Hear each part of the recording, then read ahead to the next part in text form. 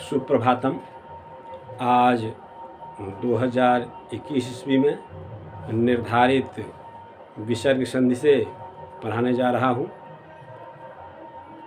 यह विसर्ग संधि में पहले विसर्ग संधि कहते किसे हैं, तो विसर्ग के साथ स्वर या व्यंजन वर्ण के मेल से उत्पन्न विकार को विसर्ग संधि कहते हैं।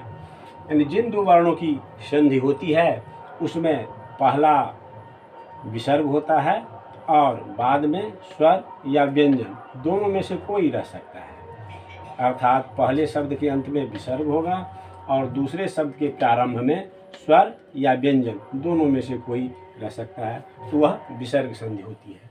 इसमें पहला है विसर्गस्य उत्वम, अर्थात विसर्ग का ऊ होना। विसर्ग का ऊ होना, इसकी दो स्थितियां हैं।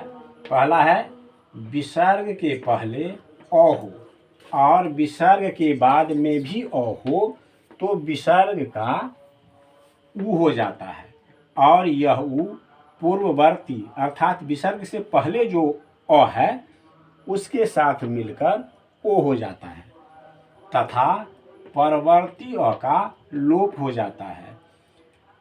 उसके स्थान पर लुप्ताकार इस प्रकार का चिन्ह दिया जाता है, इसे लुप्ताकार कहते हैं। यह सूचित करता है कि यहाँ अ है, इसे कुछ पढ़ा नहीं जाता है। हाँ, फिर संधि विच्छेद करने पर उस स्थान पर अ दिया जाता है। इसे ऐसे भी देखें कि विसर्ग से पहले अ हो और विसर्ग के बाद भी अ हो, दोनों ओर अ हो तो इस विसर्ग का ऊ हो जाता है, और यह ऊ पूर्ववर्ती जो यह अ इस अ से मिलकर ये अ और ऊ दोनों मिलकर ओ हो जाता है, और परवर्ती जो यह अ उसके स्थान पर यह लुप्ताकार हो जाता है, उसका लोप हो जाता है। उस जगह पर ऐसा लुप्ताकार चिन्ह दिया जाता है। जैसे रामः जोर अपि, रामः में विसर्ग से पहले यहाँ म में अ है और आगे भी यह अ है, तो विसर्ग से पहले भी अ और बाद में भी अ, तो इस विसर्ग का ऊ हो गया और ऊ इस अ से मिलकर ओ हो गया रामो, और इस अ का लुप्ताकार हो गया रामोपि। ऐसे ही देवः जोर अत्र, विसर्ग से पहले अ यहाँ और यहाँ भी अ, तो ये विसर्ग ऊ होकर इस देव के अ से मिलकर ओ हो गया देवो, इस अ का ये लुप्ताकार देवोत्र। फिर यदि इसका विच्छेद करेंगे तो देवः जोर अत्र।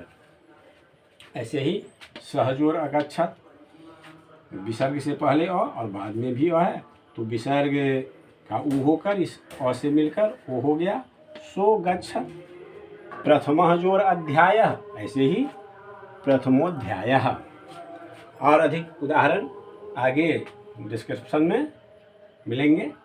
और इसकी दूसरी स्थितियाँ है, दूसरा पार्ट इसका, विसर्ग के पहले अ हो और विसर्ग के बाद वर्ग का तृतीय चतुर्थ पंचम वर्ण य र ल व ह में से कोई हो तो विसर्ग का ऊ हो जाता है तथा यह ऊ पूर्ववर्ती अ से मिलकर ओ हो जाता है। विसर्ग से पहले अ हो, विसर्ग से पहले अ हो और बाद में वर्ग का तीसरा चौथा पांचवा वर्ण, यानी तीसरा चौथा पांचवा वर्ण कबर का ग घ व, चबर का ज झ य, टबर का ड ढ ण, तबर का द ध न और पबर का ब भ म, इनमें से कोई हो, या य र ल व ह में से कोई हो तो भी विसर्ग का ऊ हो जाता है और यह ऊ पूर्ववर्ती अ से मिलकर ओ हो जाता है। जैसे कृष्णः जोर गच्छति, तो कृष्णः विसर्ग से पहले अ है यहाँ और आगे यह वर्ग का तीसरा वर्ण है ग, तो यह विसर्ग का ऊ हो जाएगा और वह ऊ इस अ से मिलकर ओ हो गया, तो कृष्णो गच्छति।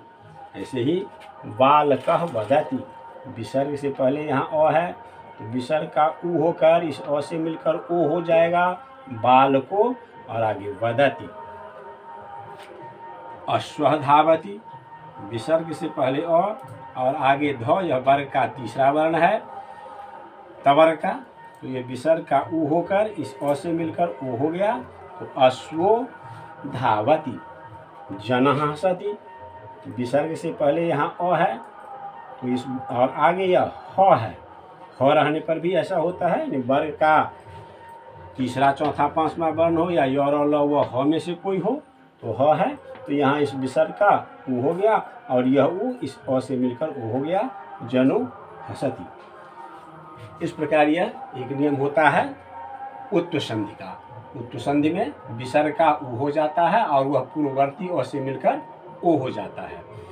और बाद में परवर्ती अ यदि हो तो उसका लुप्ताकार हो जाता है। और बाद में यदि वर्ग का तीसरा चौथा पांचवा वर्ण य और ल व ह हो तो इधर कोई परिवर्तन नहीं होता, केवल विसर्ग का उ होकर यह अ के साथ मिलकर ओ हो जाता है।